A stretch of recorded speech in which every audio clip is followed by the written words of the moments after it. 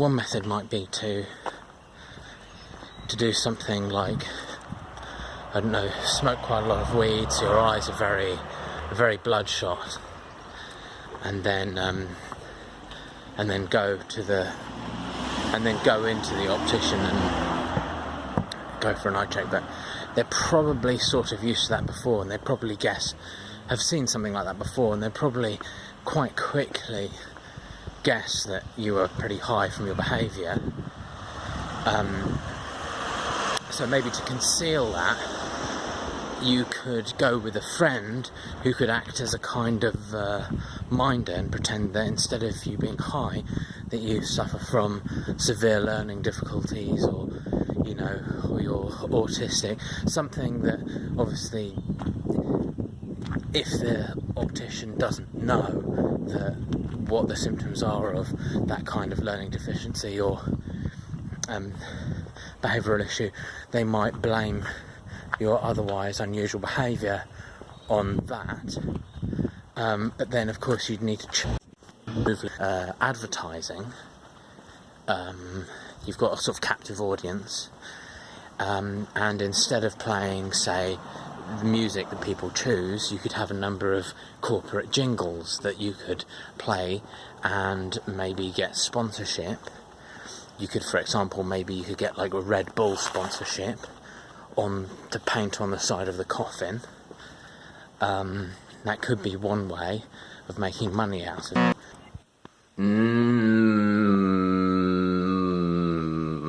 There's another thing you could do, I suppose, would be to do something like when they have that letters board where they're asking you what letters you can see. You could do it so you can pretend you can only see vowels, but don't let on that that's what you're doing. But just every time they point to a letter, or say read the first line, you only read out the vowels.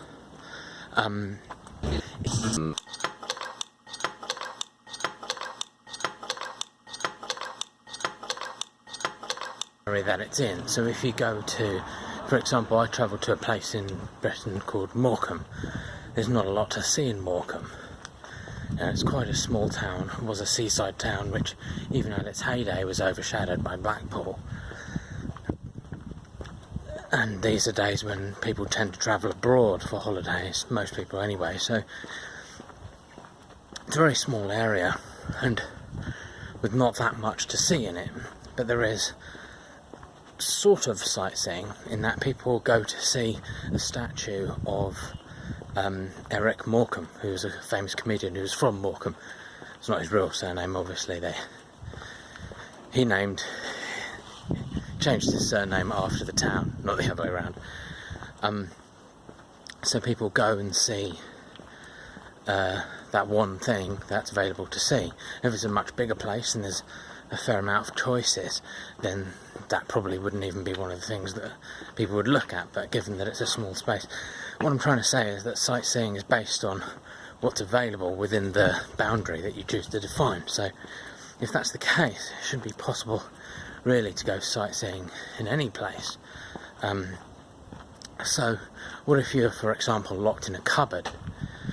That's a very confined area, and it's likely that there's probably not a lot to see in there, but what would be in there would be sort of become kind of heightened in a sightseeing sense, because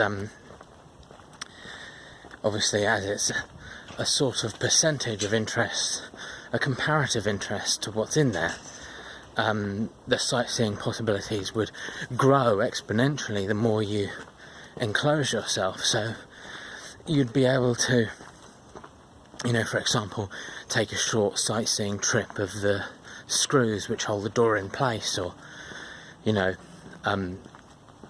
don't know, knots in the wood. It could be a sort of, you take a photograph of yourself next to the knots in the wood, or I don't know, or maybe just look down at your own feet.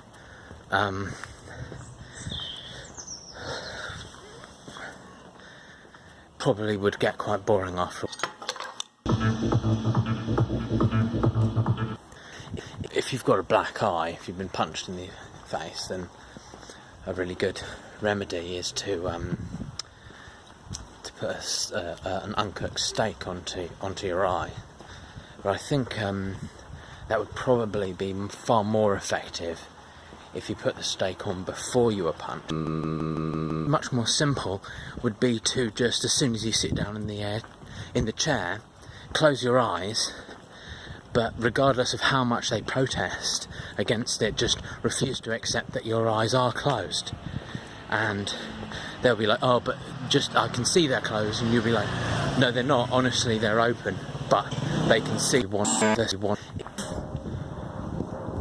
both things, although that would mean you'd probably have to organise it so you'd be okay with burying a lot of people sort of foot to head in a line for all of the pipe to go. That way you've improved the infrastructure as well as got rid of the corpses. And maybe it wouldn't be a suitable funeral for everyone, but if you're burying somebody who's, for example, was very civic-minded or really loved pipes... What? Because it's so happy looking.